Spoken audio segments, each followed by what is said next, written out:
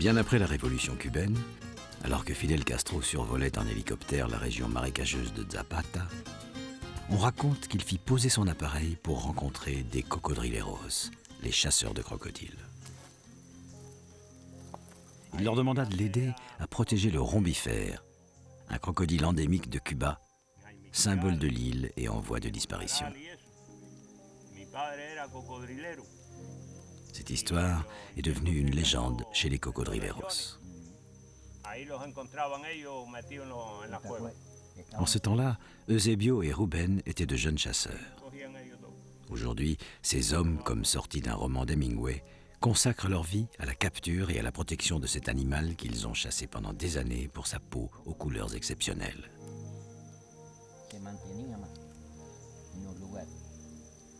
Ahora se la tupieron muchos lugares que tiene que caminar más. Eso es lo que tenemos que hacer. Buscar la posición a los rastros. Eusebio et Ruben viennent de capturer un mâle de 150 kilos dans la Ciénaga de Zapata, à l'ouest de Cuba.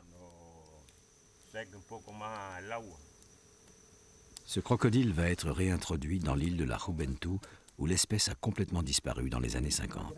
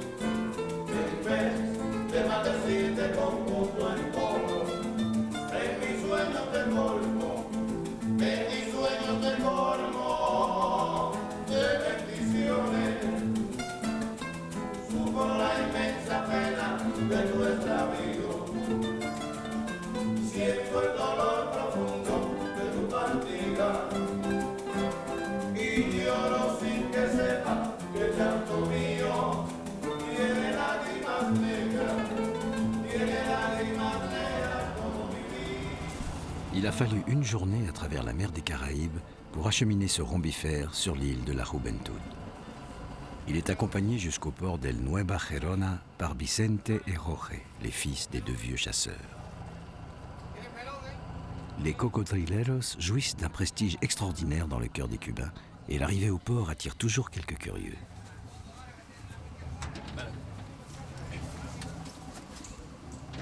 Jusqu'en 1965, les chasseurs ont décimé le crocodile rombifère. Aujourd'hui, les habitants de la Juventud sont fiers de voir réapparaître sur l'île ce symbole de leur force et de leur indépendance. Vicente et Jorge vont transporter l'animal jusqu'à la réserve de Cayos Potero, au cœur de l'île.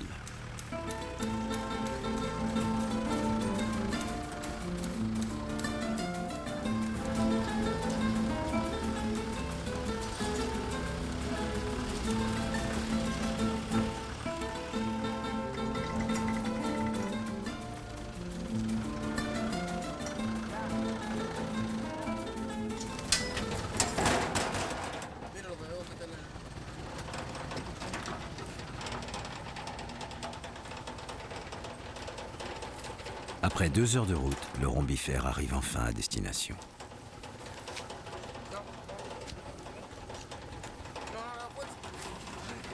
Il est relâché dans un enclos spécial où l'attendent 6 femelles, tapies là, quelque part, sous les nénuphars. Ce crocodile est un mâle dominant, un reproducteur le plus agressif.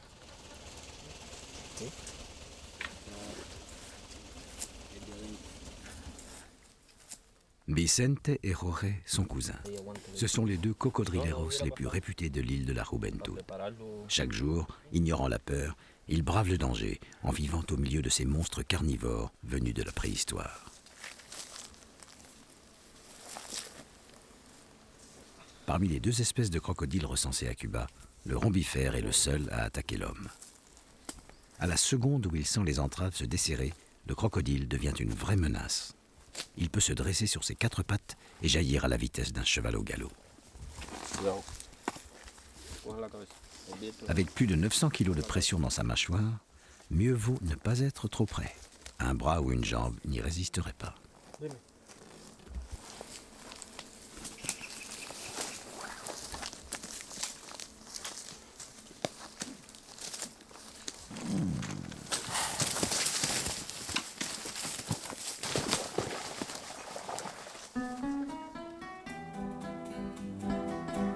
Depuis 1990, 690 rombifères ont été capturés à Zapata pour être réintroduits sur l'île de la Juventud.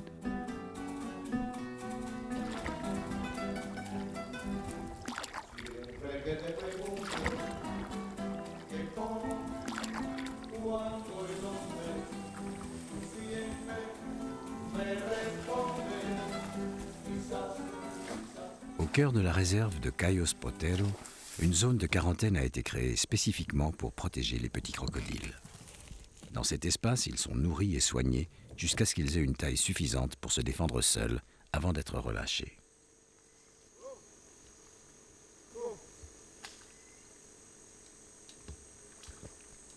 Habitués à la voix des hommes, les petits arrivent aussitôt pour dévorer leur déjeuner.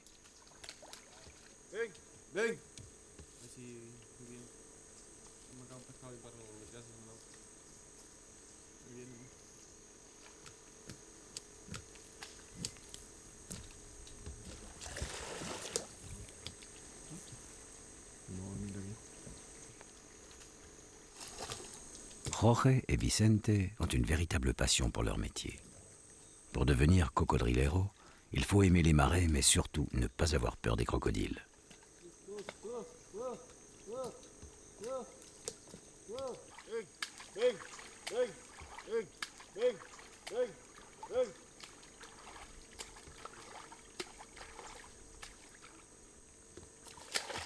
À Cuba, on est cocodrilero de père en fils.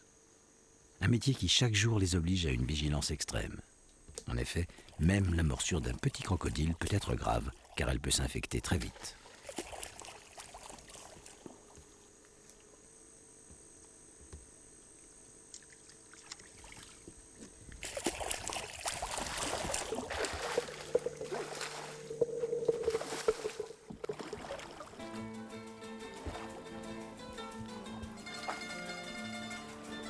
Si plus au sud, Juventud est un paradis aux immenses plages de sable fin. Ici, dans la région de la Ciénaga de l'Añé, l'île offre le visage de marais infestés de crocodiles.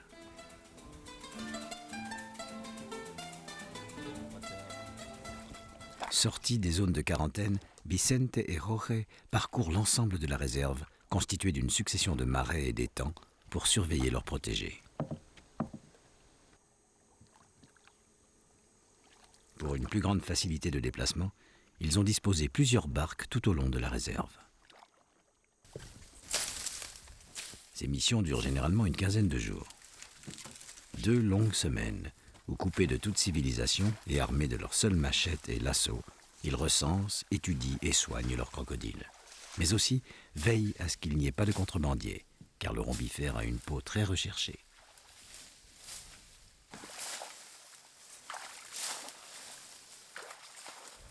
Vicente et Jorge ne pourraient pas faire un autre métier. Ce danger que laisse planer le rombifère les stimule. Il les oblige à une concentration permanente et à garder présent à l'esprit tous les conseils des vieux chasseurs. Les crocodiles n'attendent, tapis dans l'eau, qu'une inattention des cocodrileros pour se rassasier.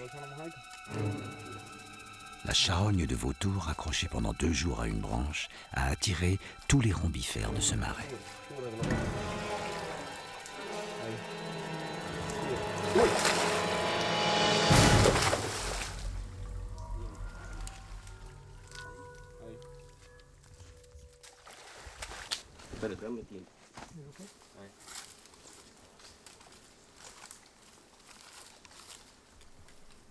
La technique de capture est simple.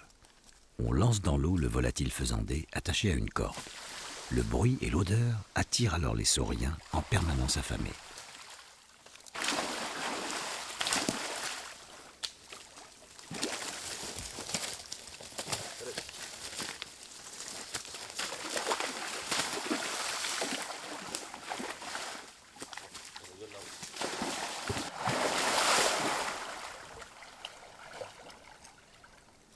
Mise au point par les premiers cocodrileros, la technique du lasso est difficile.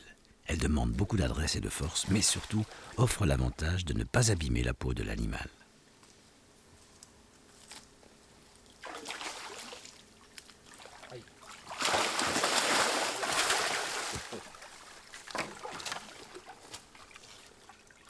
L'appât sert à diriger la tête du crocodile dans le nœud coulant du lasso, fixé à un bâton suffisamment long pour anticiper toute agression de l'animal.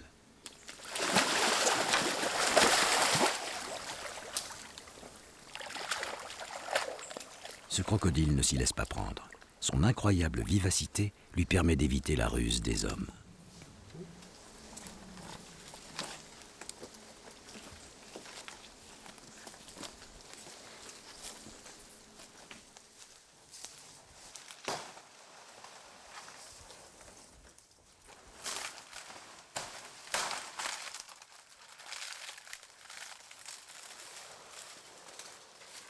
Durant ces missions de plusieurs jours, Vicente et Jorge, véritables hommes des marais, organisent avec ce que leur offre la nature des bivouacs de fortune, où le seul luxe est la moustiquaire. Dans ces marais, le jejen, un moustique particulièrement agressif, règne en maître.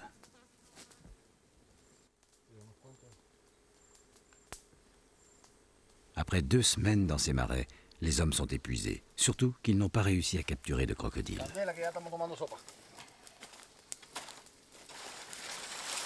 Ils savent qu'ils doivent rentrer.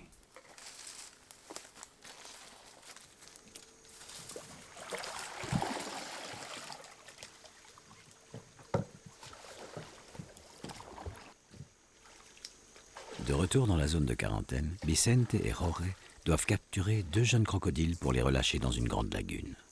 Ce travail fait partie du programme de réintroduction de l'espèce mis en place par Fidel Castro.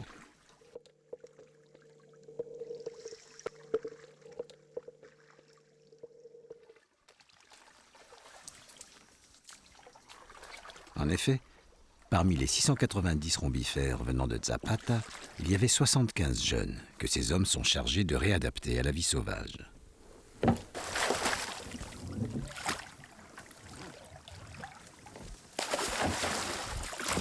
Les 2 hommes doivent être extrêmement vigilants, car malgré leur petite taille, ces crocodiles d'environ 1,50 m sont extrêmement vifs. Vicente et Jorge s'y sont déjà laissés prendre.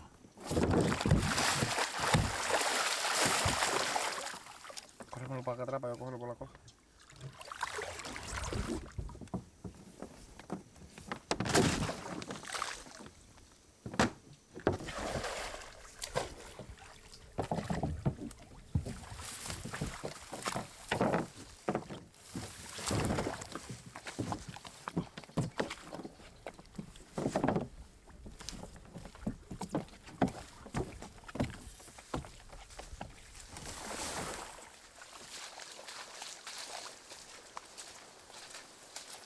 La réserve de Cayos Potero fait environ 750 km².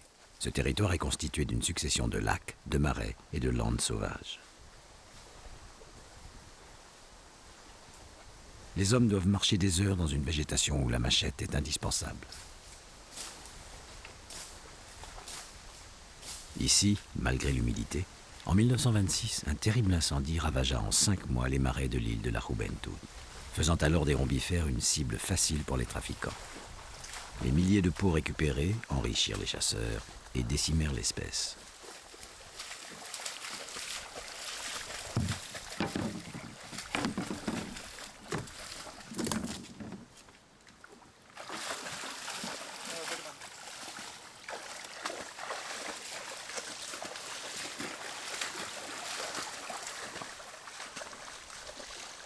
Grâce aux barques disséminées tout au long des marais, les jeunes crocodiles sont facilement déplacés jusqu'à la grande lagune où ils vont pouvoir vivre en liberté.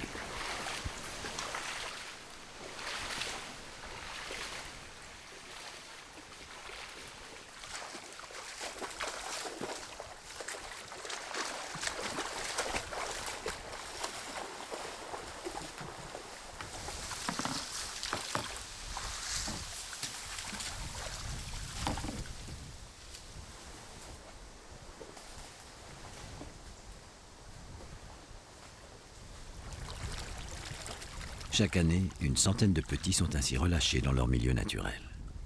Le programme sera une réussite quand 10 000 rombifères vivront et se reproduiront normalement sur l'île de la Juventud. Il sera alors possible d'en prélever sans danger pour l'espèce 1000 pour exploiter commercialement leur peau.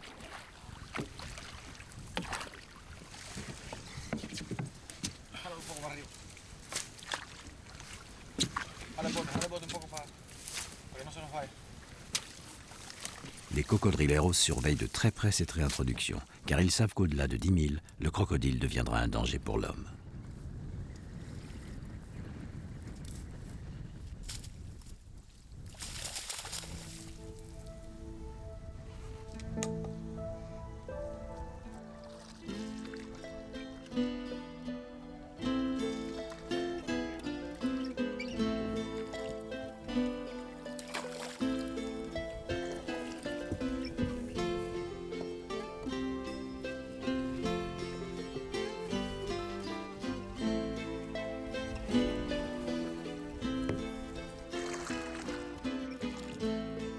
Les cocodrileros se nourrissent, comme les crocodiles, principalement de poissons. Ces marais en regorgent. Le plus courant est le tarpon, un poisson mythique à la peau si résistante que les Indiens Taïnos, premiers habitants de l'île de Cuba, s'en servaient pour confectionner leurs mocassins. Quand ils remontent leur filet, il n'est pas rare que les hommes y trouvent des crocodiles prisonniers. C'est pourquoi, même lorsqu'ils pêchent, ils doivent rester très vigilants. Le fruit de cette pêche servira aussi à nourrir les crocodiles de la zone de quarantaine.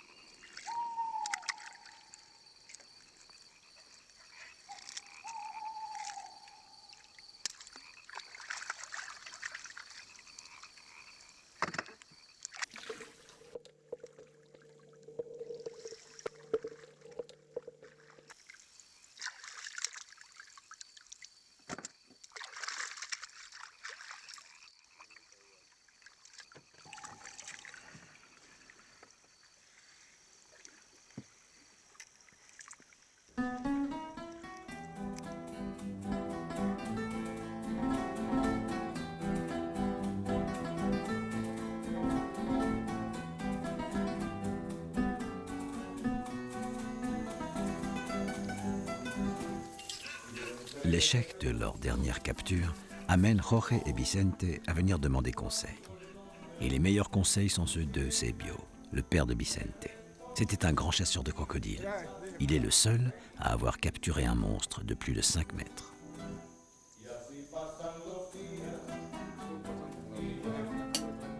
Comme tous les cocodrileros, Eusebio habite avec sa famille au bord des marais de la réserve, près des crocodiles.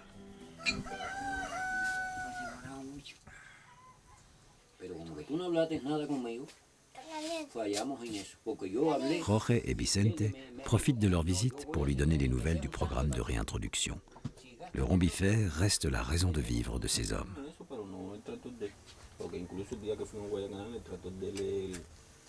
Él habló conmigo, me dijo, ¿en qué mes sembra? Digo, yo la sembré el 6 de diciembre.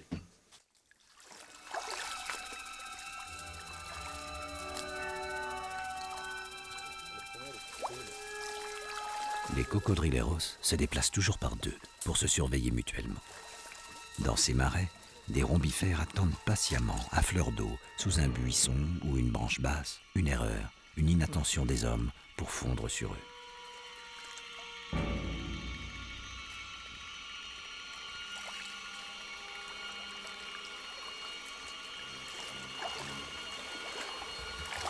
Alors, pour les tromper, le dernier homme laisse souvent traîner derrière lui un appât.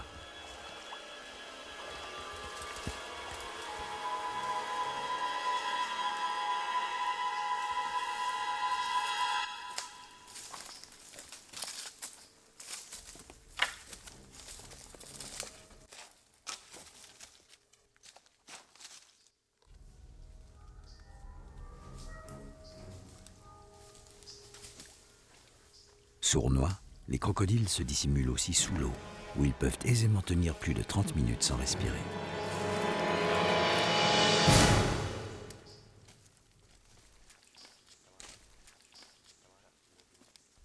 Aujourd'hui, la mission est de comptabiliser les individus de ce marais. Dans le quotidien des cocodrileros, le danger est permanent. Les accidents ne sont pas rares. Alors, par superstition, quand il doit capturer ses crocodiles adultes, Vicente accroche une feuille à son lasso.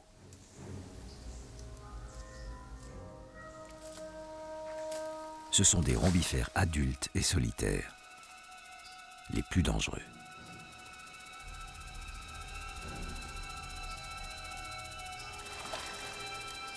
Attirer les crocodiles n'est pas simple, et malgré l'expérience de Vicente et Jorge, rien n'est gagné.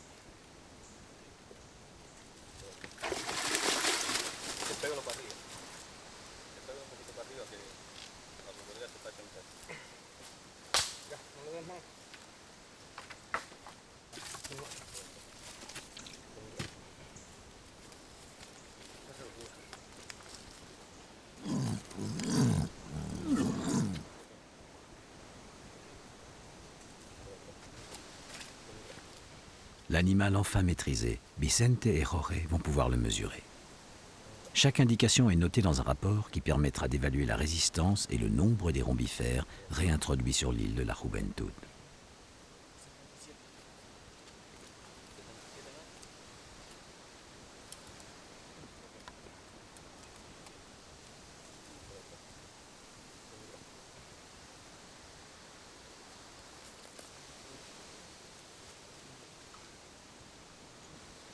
Puis, des analyses sont faites pour prévenir tout risque d'épidémie qui pourrait anéantir toutes ces années de travail et faire disparaître à jamais de l'île de la Juventud cette espèce endémique.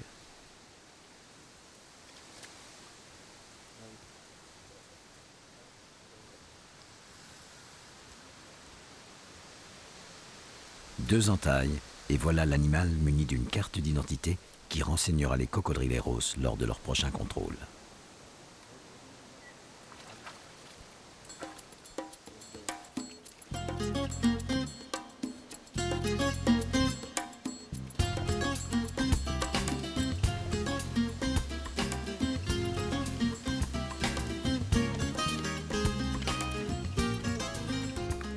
La technique au lasso, héritée des vieux chasseurs, a permis de capturer ce crocodile sans le blesser. Paradoxalement, elle sauvera probablement cette espèce.